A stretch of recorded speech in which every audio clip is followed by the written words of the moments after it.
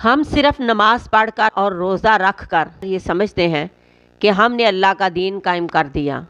مسلمان ہونے کا حق ادا کر دیا۔ ہم سے مسلمان ہونے کا حق تب ادا ہوگا جب ہم نماز، روزے اور دیگر ارکان اسلام کے ساتھ اللہ کی حاکمیت کو تسلیم کروائیں، اللہ کے قانون کو اپنی زندگی میں اور جہاں تک ہم پہنچ سکیں نافذ کریں، اللہ کی شریعت کے مطابق معاملات طے کریں۔ اگر اللہ کی حاکمیت تسلیم نہیں ہو رہی، جگہ جگہ شرک کے اڈے ہیں، ہماری زندگیوں میں، ہمارے ملک میں اللہ کا قانون نافذ نہیں، ہمارے گھروں میں، ہماری عدالتوں میں، ہماری پنچایتوں میں اور گھریلو معاملات میں اللہ کی شریعت، میرے محبوب صلی اللہ علیہ وآلہ وسلم کی سنت نہیں، تو صرف تمہاری نمازیں پڑھ لینے سے، تمہارے روزے رکھ لینے سے تم نے مسلمان ہونے کا حق ادا نہیں کیا۔ ایک مسلمان کو خلاف شریعت کام دیکھ کر بے چین ہونا چاہیے،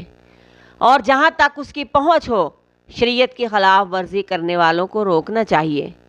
بے حسی اور خود غرضی ایک مسلمان کی شان نہیں۔